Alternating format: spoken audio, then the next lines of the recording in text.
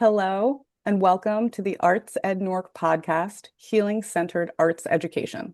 This is a four-part podcast series produced by Arts Ed Newark that explores how healing-centered, arts-based practices are transforming classrooms, schools, and community spaces across Newark at a time when young people need them most.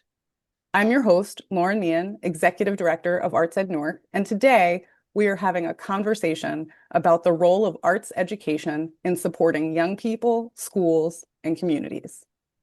In this series, we are exploring how creativity, healing-centered engagement, and arts learning can shape the experiences of students and educators, particularly in communities that are working to build more supportive and expressive school environments.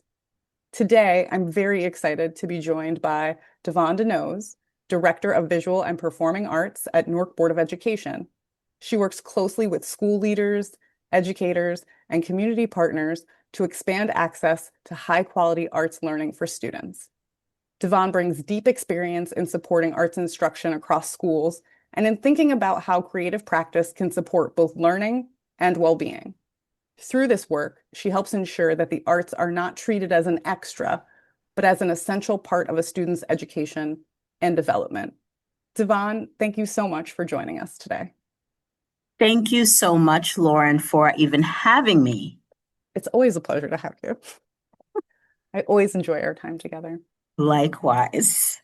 And so I thought I'd get us started off today by asking you if you can describe the role of the Office of Visual and Performing Arts within Newark Board of Education and why arts education matters at a district level. Well, thank you for that question, Lauren. So in order to answer that, let me first give you the mission of the Office of Visual and Performing Arts within the Newark Board of Education. So our mission is to inspire every Newark public school student to discover and achieve their highest creative potential. So that's the mission. And then what is this overarching vision that we have? I want to share that as well with you. So the Office of Visual and Performing Arts champions the arts as relevant, critical, and essential to our contemporary existence.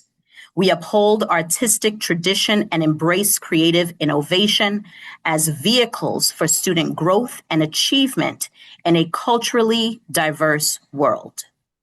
All students, I'll repeat that part, all students will have equitable access to a quality arts education that leads to artistic literacy and fluency in the artistic practices of the 5 art disciplines. So, Lauren, I wanted to start with that so that we understand the why and what we're grounded in. So that vision and that mission is exactly the why we're doing this in the office. So with the largest school district in the state of New Jersey, the small but mighty Office of Visual and Performing Arts serves to ensure that, in fact, all of our students, the thousands, the tens of thousands of students that we serve, are receiving this quality sequential arts educational experience, and that everyone is aligned to what that looks like and understanding the power of the arts so that it is, in fact, a part of what our students just know to be what defines their educational experience, not something that a parent has to elect to make them become a part of, but something that is ingrained in what is happening throughout their experience with us. And that is all the way until they leave us and go off to their post-secondary options. And even then, we're tracking their growth and whatever they're pursuing. So we're serving all of those tens of thousands of students. We're serving over a couple of hundred arts educators And then building principals, arts administrators, we have one in each building, in all of our buildings. So that is the work, to support the arts and to be that voice that continues to connect us all. And you talked about Newark serves a very diverse set of needs and experiences for all of its different students. How does healing-centered engagement align with the district's priority for student wellness and equity? I love that you ask that question because the arts, as we know, is a language that is universal. It is a connector. And a part of that is its power to heal, its power to unify. And that is just a part of what the arts does.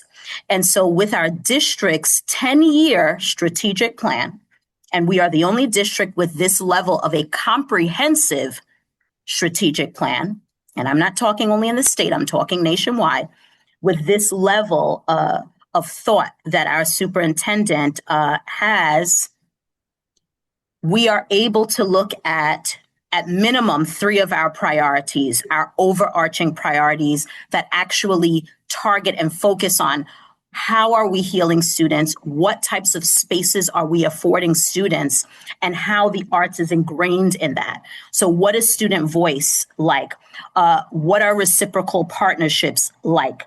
What do we do as it relates to a strength-based and responsive culture in our schools, in all of our schools? So the district's strategic plan directly aligns with that. It's a part of the vision that our spaces in this district are healing centered, and the arts being a focus and being supported and funded just confirms that and affirms that place, a voice to express.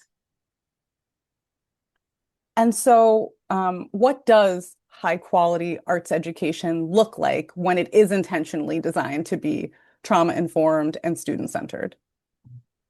Well, I want to start with saying thank you to Arts at Newark, right? And I have to say that because a part of the work that we've been doing for years now, even in my previous roles as vice principal and principal at Arts High School, there was such a partnership that happened where our teachers, our administrators, our staff members were trained in how do we deal with trauma and how do we utilize the arts as this forum and this platform to express and to be okay to take risks and to be vulnerable and to understand how we hold space for one another as creatives.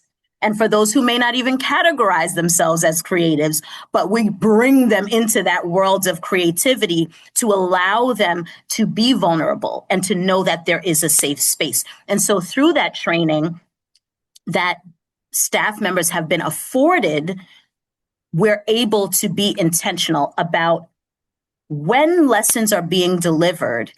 And yes, they're aligned to the curriculum, and yes, they're aligned to the standards, right? What else is there? How is every voice heard? What about our multilingual learners? What about our students with special needs, right? What about our students with exceptionalities? How are we reaching everyone, every voice through all the art disciplines? And so that healing centered and trauma informed instruction looks like that. It looks like the teacher already going in anticipating what could come through that lesson, where they're actually digging a little bit deeper in this social issue through the artwork that they're doing. So it also looks like one of our winners, Maya Morgan from Camden Street, winning a national drama monologue competition. That's what it looks like, right? Because that work couldn't have happened if she didn't feel vulnerable enough to even develop and write her own monologue, to share information about an absent parent, whether or not that is her own story. She was able to do that, and that is what the result is. We see it in our all-city events that are district-wide events. And what does that come from? It comes from that intentionality in the classroom where voices are celebrated, voices are heard, and we're not afraid to put the trauma on the table and support and know that we have departments who will support that work that our teachers are doing in our district. We have a lot of support to deal with it, right? We have staff members who are trained not just in the arts, not just in healing-centered and trauma-informed instructional practices, but who are certified in other areas who serve as support. And we know that with our partnership with Arts Ed Newark, because they've been in those spaces. They've been there for those professional developments and in those lessons, and whenever there is an opportunity. So it looks like what we do every day in Newark. Thank you for that. And I appreciate you bringing up All City. It's one of my favorite things to witness because you really get to see how the arts live and breathe in our students throughout the year, right? They're in a classroom 180 days out of the year, but you kind of get to see like the magic that's happening in those moments kind of come to life on the stage. So it's such a great experience. And for me, it also makes me think about like from a systems perspective, right? To see that district-wide is fantastic, but I also recognize there's a lot of challenges districts face in sustaining arts programming, especially during times of budgetary constraints. And so, what challenges do districts face right now in terms of sustaining arts programming? Well, what I find interesting, and I know I've shared this in another space and in a number of opportunities, I am very, very honored to serve in this role and to be here in Newark because it's as if we don't see what others are facing. Why do I say that? Because as we're talking about funding and how do we kind of support this, I have principals calling me because they now have a new arts position and they want support to actually find the perfect teacher to be a part of their school's community.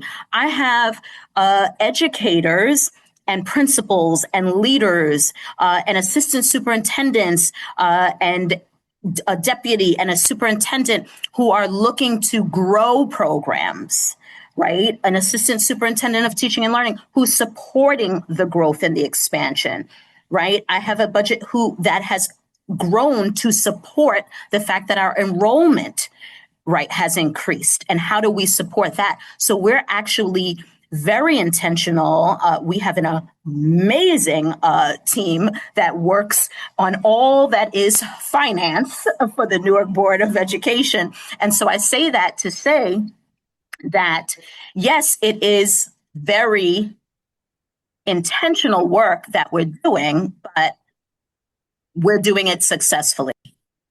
Devonne, how do partnerships with organizations like Arts Ed Newark strengthen the district's ability to support educators and students? Our arts partnerships are really something that I cannot put into words. And I say that because partners like Arts Ed Newark, we have so many. And so if I start calling out names, I don't want to forget any partner. There is a long list, and you can go to our district's website and our Newark Board of Education Office of Visual and Performing Arts website to see information about those partners. But what I will say is that they have helped in so many ways just to support and supplement what it is that we are already doing and the funding that we have already allocated in a very strategic and intentional way.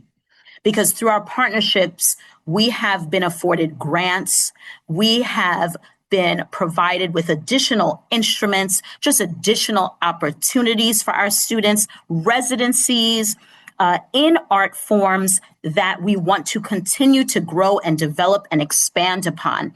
And so the arts partners are critical They are critical. And in fact, again, this is something that is one of our district's priorities in our strategic plan, reciprocal partnerships, just that. And what it is that our partners are getting from us as a district, how we're serving them and how they're serving us, and being intentional about that work, even to the point where we have recently, I would say, refined our data sharing agreement to where we're really looking more closely to these partnerships that we have and the impact that they are having in collaboration with the intentional work that's happening with arts education embedded in our school day and in the curriculum.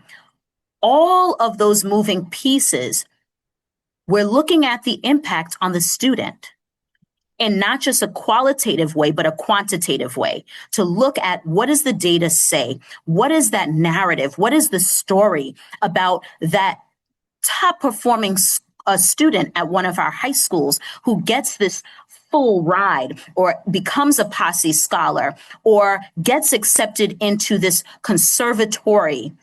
What exposure did they have? And what were those arts partners who had a contribution, right? They made this contribution in the next step for that student. And that is why stakeholders and these partnerships are so valuable, because we see, as we talked about All City before, and we see in just what all of the data says, right? We are not separate. It's not that the high performing student or the highest performing students have not actually received arts education. They have throughout their time in Newark, right? And they have experienced these intentional partnerships also.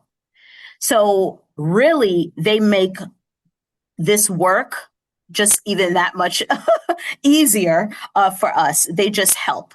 They fill in gaps where we need them. And so we truly, truly value those partnerships. I was also thinking, like, in terms of professional development, I know you've had a lot of partnerships with groups like Arts at Newark. We've provided our healing-centered training back in the 2021-22 school year. Which was fantastic, and lots of other professional development from many of the other partners that you did not mention, but can be seen on your website at the NBOE Arts page. What shifts have you seen in educators' practice when they receive professional learning around healing-centered engagement and the arts?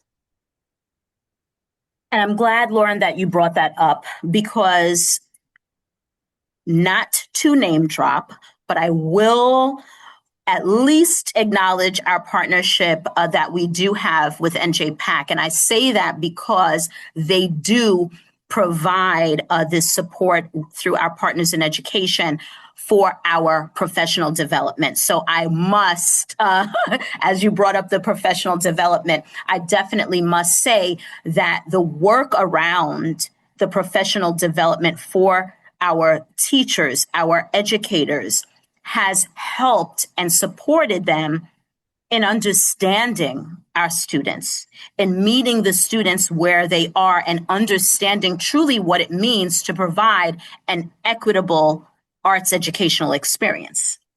So you have to know someone's why and someone's why not in order to meet them where they are, and to really have them, as I mentioned, our mission and vision, see their creative potential. How do we get each of our students to see that?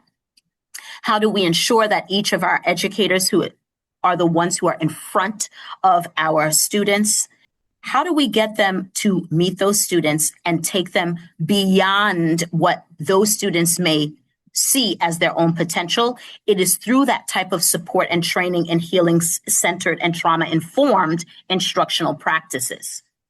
So that professional development is critical. So much so that, I recall that thinking back at my time at Arts, it was encouraged that everyone, I'm talking all types of staff members, all titles, It was regardless of title, we wanted them trained to really understand, how do we really reach our students? How do we support them and hold a space for them, and teach them also to be able to hold spaces for others? How do we do that? And it only comes from that type of training and professional development. So thank you for bringing that up. Of course. What would you want policymakers and funders to understand about the role of the arts in supporting student mental and emotional health? So policymakers and funders, for all of you who might be listening in, please remember that, as I stated in our vision and mission, because we know that if we think about a language, what language is it that everyone can engage in? What language is it that everyone understands? It's art. The language of art, the language of the arts, right? So we need that funding, and we need those policies to affirm and confirm that we understand that the arts is a space that helps people to heal, that taps into whatever support they may need. And through the ability to create art, that creation will then speak to someone else. That will speak to others. That will affect change in our communities. That will affect change in our society. That will affect change, and I'm talking positive change. So the message to all of you, amazing, intelligent, strategic policymakers and funders, is to keep supporting the arts. It is not secondary. It is not separate and apart. It is a part of who we all are. Because I'm sure if each of you were to reflect back on your experience in education, or something that maybe a parent or a community member or someone gave you some exposure to, you'll think about some form of art that speaks to you, some form of art that helped you. So it is a part of who we are. We cannot separate ourselves from the arts. And so we don't want to do that with the children who make this world go round. We don't want to take that away from the future, because they are our future. They are our present, and they are our future, and they are our why. So I implore you that whatever power you have, to give more, to add more policies that support. If they need to be changed, then I encourage you to make those changes, because we need you, and our children need you. So that's what I would say to them.